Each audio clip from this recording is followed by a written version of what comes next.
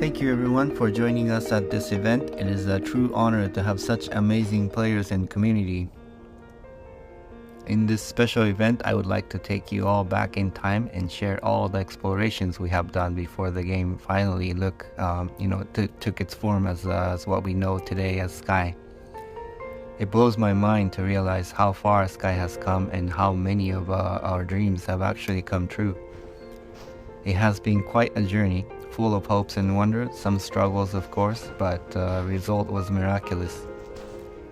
Inspirations led to many ideas. I have collected so many ideas that they may seem random and overwhelming, but I hope these evolutions of ideas is entertaining and worth your watch. Let's get started. So in the beginning, we can't start without mentioning this game. It is called Cloud, and it's a game made by our creative director Genova Chen when he was in school. The game is about a sick child on a hospital bed, dreaming about flying beyond clouds. You don't fight or compete. This emotional experience inspired so many people and showed how games could have a wider range of emotions. This game is why That Game Company has formed, and this is the origin of the kind of the game we are making today. Another important work to mention is The Giant by the artist N.C. Wyeth. This work, which is said to have been imagined with thoughts of a deceased student and his own children, beautifully expresses the fascination and grandeur of the world as seen through the eyes of children. With those two works as inspiration, we wanted to make a game that captures that emotion, an emotion of returning to childhood and adventure into the world through the eyes of child. This work was done by Ki Jiang, also known as Jackie. And this was about the time when I joined the team. When I joined the team, the game actually looked like this here. So my job was to first imagine what the game and the world could look like. So I started by imagining how the game would start. A tiny nameless island surrounded by big cumulus clouds. I tried to put myself into the world and imagine the situation. A familiar, nostalgic world where a big cumulus cloud awaits you ahead. I knew this is a game about flying, but I wanted to push on the nostalgic feel first and imagine the flight to be more like a dream. I started with sketches, literally dreaming about situations that evoked nostalgia and the pleasure of flying. This is artwork by Tom Zhao, which captures one of our early concept of juxtaposition of nostalgia and wonder. At this time, we were exploring the idea of making a familiar modern world to have you fly over, like soaring over the California. If you have taken that ride before, it's pretty cool. We made many prototypes about this, but still weren't able to capture the essence of the experience we were after. So let me step back one moment to talk about the year I joined the team. This is a story of 2012, and this was the year when Journey was released. The game was received so well, and we heard so many voices asking us to make this experience available to more people. Journey was about connecting a player with another player, and people really felt the human-to-human connection. And we learned that people wanted more of this. So the next game, we really wanted to enhance this experience and make more people connect. So with that in mind, considering the connection, the third inspiration for the game we came up was the overview effect. The overview effect describes a cognitive transformation observed in some astronauts when they gaze upon Earth from space. This awe-inspiring sight against the vastness of the cosmos triggered the intense emotions, fostering a profound appreciation for our planet's fragility and a deep connection to humanity as a whole. These are concept sketches done by Genova and Jackie, imagining the moment when your players feel the connection to humanity. And this concept made us realize that the core of our game is connection, human-to-human connection. For me personally, this sketch helped me with a significant breakthrough in understanding the core of the game. It is not the amazing landscape or dreamlike scenario, but what comes center in our experience is the connection with the other players. Then the question is, what kind of world would help serve a stage to tell a story about connection? What is connection to begin with? How do we visualize them, and how do we tell the story? We knew we wanted to fly above clouds and eventually reach the atmosphere for the overview effect. Then we tried to imagine what things would make such journey. These are all artworks done by Evan Vieira. Then we came to realize water particles have this similar cycle. They are on ground but evaporates, and then they fly up into sky, then becomes clouds, and then fall back onto the ground. We found this very intriguing, and we tried to apply this into a story.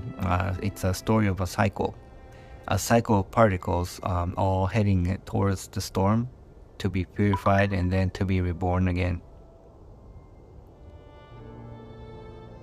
With those particle story in mind, we then tried again to reimagine the world, the look of the world and that they travel through.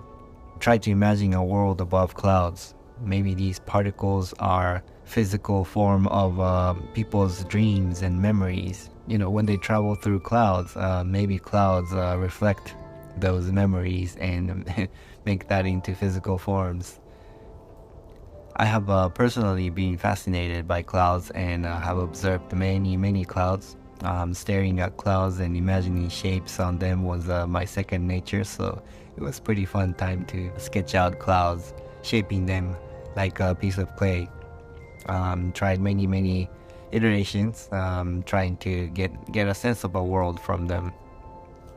But then soon I realized that a world made entirely by clouds makes the world a little unrelatable.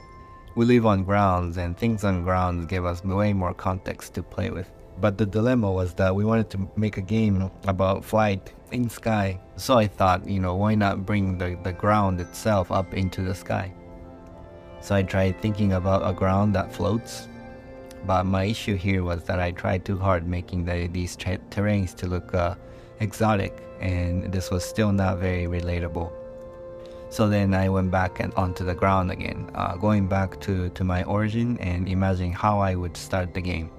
What is it that makes you feel like you want to fly, and how can you make a scene that evokes this emotion of longing for flight? And there's something to this concept, an isle beginning, a call to adventure.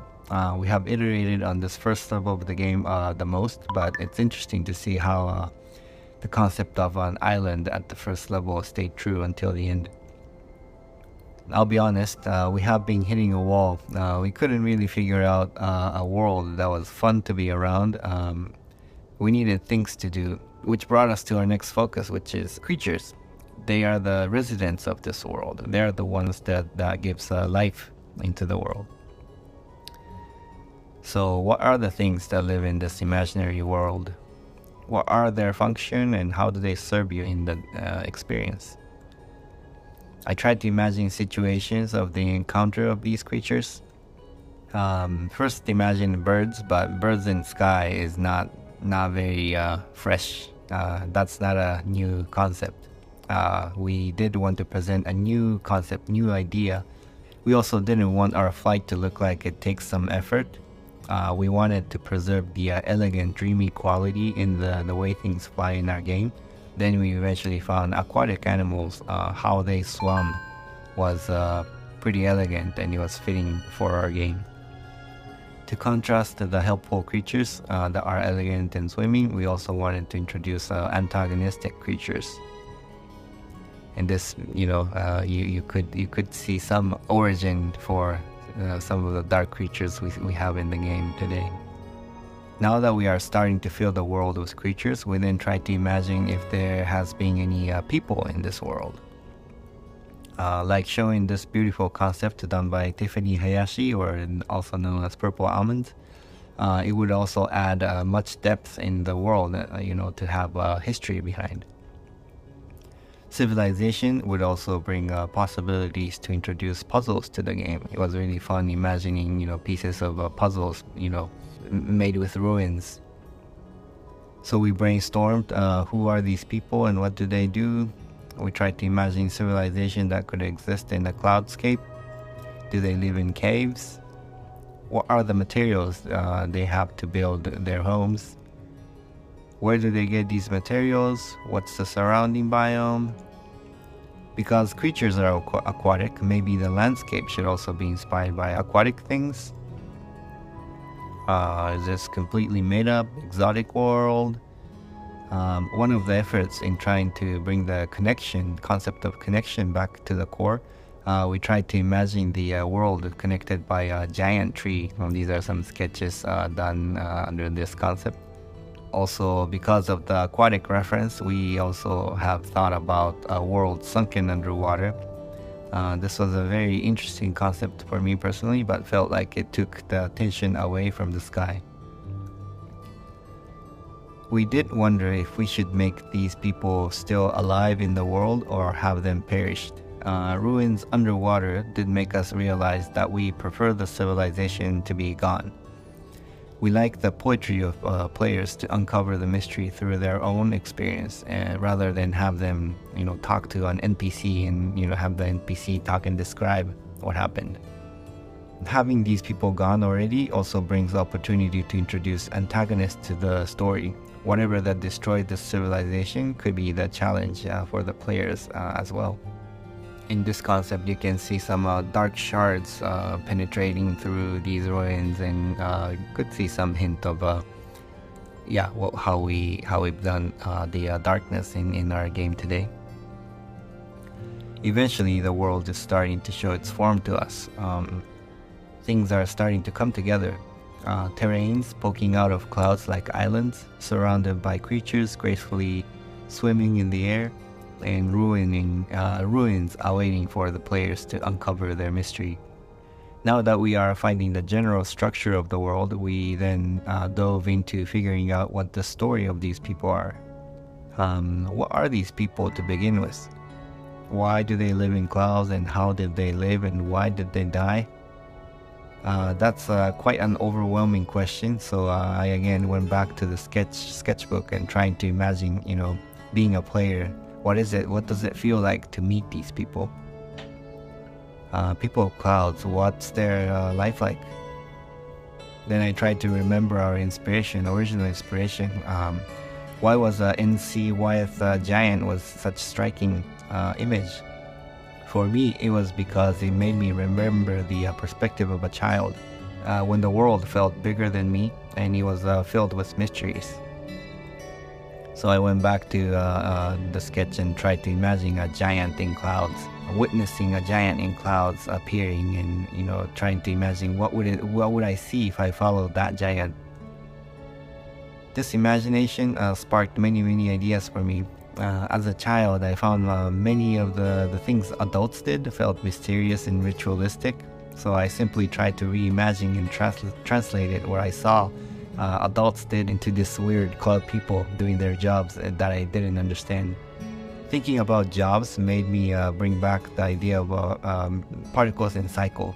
What if these cloud people had a job to make these particles move around, to circulate these particles? We used to call them as motes internally back then. They harvested them, collected them, and shipped them to have them cleansed by the storm and to have them reborn. Perhaps they were part of the cycle, but because they are gone now, it is now players' job to take these modes and put them back into the cycle, maybe. The idea of harvesting and collecting modes gave us new understanding about these people. Maybe things they collect are precious and they were obsessed by it, much like how humans are obsessed with our resources. There may have been rituals and technologies built around them. I will touch upon this later, but around this time we have also established another theme, which is a time of day. It's an overarching theme to help tell the story.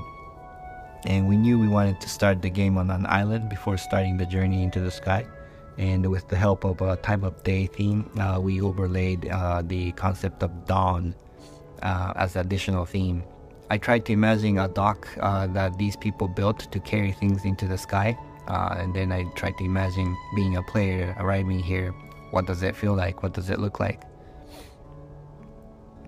Leaving the island, entering the cloud world, and the time of day has progressed and into daytime.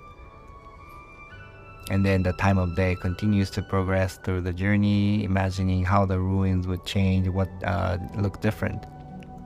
By then, we have learned quite a bit about these people and the flow. We're starting to get the feel for it, and we're now diving into figuring out what really happened to these people. What's the history? One disclaimer is that these things I'm showing, and these are ideas that led to what it is Sky today, and it's not the official lore of the Sky. This is the preliminary ideas, just so you know. People needed these resources to survive, but nature also needs them to sustain the cycle of life. With the resources, eventually people develops technology and gains power, and they prosper. But conflict with nature escalates, and eventually there was a war, and it incurred a heavy sacrifice. You might recognize some similarity in what you see here in the sketch with what we see in the game. This concept certainly became a base for what it is known as a golden wasteland today. There was also a concept of an oracle who predicted this war, who then prepared an evacuation plan for their people. Players were never meant to see this in full glimpse, but I was hoping to leave some hints behind about this gigantic ship that they built to evacuate their people, like Noah's Ark. And continue to brainstorm many ideas, mainly trying to imagine a story that made sense for players to take a leap into the storm. I do want to preserve the mystery of what we decided for the final story of the game, so I will not go into too much detail here, but just sharing some more brainstorm sketches about the ancestral history. And then you might have recognized some similarities in the characters shown in these preliminary sketches with the spirits in the game and elders in the game. Let me talk a little more about the exploration that led to the design of our elders. We are talking about stories now, but don't forget that we are making a game. It's an experience. Characters we introduce in the game has to have a significance in the player's experience. Prototyping the game, we came to realize that we needed a strong beat after each major sections of the game, like how we fight bosses at the end of the levels. So the original idea of our so-called quote-unquote boss was some sort of guardians that presented challenges to the players before they could move on to the next level. We concepted different ideas about a character that could provide interesting gameplay, along with an evocative story. We knew that we needed multiple of these guardians across the game, and wanted to give them different characteristics to each. I was looking at different myths and stories about gods and guardians, and learned that we often use animals as a way to represent different characteristics of unique gods. So I also tried to find various animals, creatures that represented the emotion of each of the levels, and tried to convert them into different characters. Designing different animals is fun, but it's also very costly to do, so I had to imagine another version where animals are more of a symbolism that was left in statues, but the characters themselves are more of spirits that appeared in more of a human form and human scale. This sparked some inspiration for imagining figures that are cursed.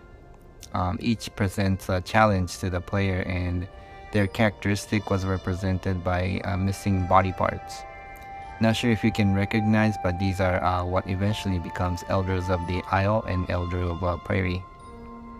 Here are ideas for Guardians for Rain and Sunset, eventually becomes Elder of Forest and Elders of Valley. Having all these characters also helped spark an idea of unifying them as a group. This concept made me imagine them as a royal family of some sort, and they used to be together, but now they are separate, and the mystery is to be discovered by players. Royal family made us think that we need a king, which would make sense to appear at the end. Distributing them across the game and breaking them into levels helped us organize the flow and the story of the game. Some more ideation in 3D prototypes. You can see how they evolve and progress into what we know of them today. Again, a disclaimer that the story behind these characters I'm sharing here are preliminary ones, and I'm not explaining the official lore of the game. So now that we have a structure of the world, the creatures, characters, and the quote-unquote bosses, it is time to assemble them together into one game. We did determine that we wanted to base our flow on the theme of the time of day. We associated different emotions across 6 different times as dawn, day, rain, sunset, dusk, and night, and associated colors and shape languages to each. We then applied an emotional curve inspired by a hero's journey and designed a flow for the experience, associated by levels and characters at each stage. We then put everything together to test the flow of the game, a story of a player waking up on an island, finding ways into the sky, uncovering mysteries of the lost civilization, and then eventually ascending to a space for an overview effect. You might think we have figured out pretty much everything at this point, but that's not true. Devil's in the detail. I will share only some of the different iterations we have made on each of these levels. Dawn, we knew it would start on the island, but there was still some idea of mixing a mirage of the modern world to make this initial level give a strong sense of threshold. We played with the idea of leaving our world to enter the realm sky. More ideation of the isle. We had versions where you rowed a boat to enter the sky realm. The concept of the boat was debated until pretty late in the phase. The shapes of the clouds at this level was also iterated a lot. A giant wall of clouds to fly over, or a hole in the clouds to penetrate through. This level has been, by far the most iterated level. We have explored so many ways to lead up into the sky. Next up is Prairie. We used to call these realms by the time of day until pretty late.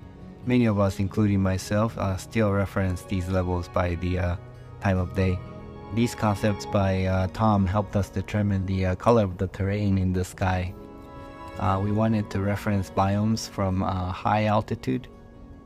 Here a concept of bird's nest. This is pretty close to what we see in our game today in Prairie. We have settled on round and soft shape language because of the secondary layered theme of a human life. This is the second stage after the birth. It's the childhood stage, so we wanted everything to be round and soft. Pretty close to what we know of Prairie today, but at one point we wanted players to go through a cave before coming out to see the blue sky to contrast the open, vast feel of the sky. You can see here in the sketches some preliminary versions of the gates that led to different levels, or shrines that helped you change dresses you wear. And then forest. We needed emotional curve that dips down a bit, so we added rain as another time of day. Rain was another tricky level. This was probably the most iterated level after dawn. We tried enchanted forest feel. We also tried this level to be to have an elder who seduces you. We also tried to make this level like puzzles or mazes, trying to visualize complexity of the adolescence as the human life theme. This is the third level. After childhood, you became adolescence. There's a mixed emotion. This is a time of the life where your emotion is really complicated. So we tried to also represent that visually. Another important aspect of this level was introduction of industrialization. The third layer of the story was civilization, story of the civilization. So after the civilization has lived in harmony with nature, they start the industrialization. Early concept of the temple shows the dark stone penetrating through the building, and the interior of the temple was also looking very different. After the rain is sunset, emotion raises to a peak. We wanted the gameplay to be more dynamic here, most dynamic. It represents the peak of your life when everything is exciting. This concept by Tom really captured the emotion we wanted for this level. The peak of mountains penetrating through the clouds also became base for our starting area of the Valley of Triumph. Civilization was also at its peak, so this was meant to be most decorative and rich in materials. Many of the concepts here became the base for the key areas in this level. Can you recognize them? After a peak, there's a fall. Dusk was aligned with the midlife crisis for the human life theme, or the post-apocalyptic theme time for the civilization theme. Shadi and Kang jumped in at this time of the production and helped us polish some of the ideas for this level. This was the time when we tried to expand each realms to have various sub-levels. Temple in the Golden Wasteland. Exterior is pretty close to what we see today, but the interior became a lot different. Night is a vault of knowledge. Visual inspiration of this realm was a library and the ethereal dream. Following the arc of the civilization, this is supposed to be most advanced, but we didn't want to make this to feel too technological. Instead, we wanted the whole experience to feel more like a dream or magic, so Jackie did this concept to capture the dreamlike quality of the realm. Some early concept of the shelves and the quote-unquote books. We designed a lantern to be the device that recorded memories, concept done by Tom. And the early prototype of the end of this realm was more like a planetarium, a place where you meet the oracle to hear about the history and to hear about your own destination as a player. Storm is the final realm. This is the moment of death, and we wanted to visualize the lowest low moments of the game. At one point, we were considering that the Storm realm is black and white. Tom captured the feeling of what it could feel like to be in the midst of a storm, and then tried to approach the Eye of Storm. Then Kang helped added one color, red, into this visual to further enhance the emotion of this realm. At the Eye of Storm, there's a hint of what actually happened in the past. Trevor Stringer concepted the moment before the cataclysm, and Tom painted a version of our representation of darkness. After the death in Storm, you now shoot up into the space. This is a moment of rebirth, the overview effect we wanted to have from the very beginning of the project. For a while, we were going after the idea of the representing the unity of people by a superorganism we called as a megabird. Here's Kang's emotional capture of the moment when everything is coming together. And the evolution of the megabird. If you remember the original sketch done by Genova, we have come far, but I think it's nice to see the original idea kind of stuck around. In the end, we emphasized more on the idea of the stars and constellations, so our megabird became more of a mega constellation.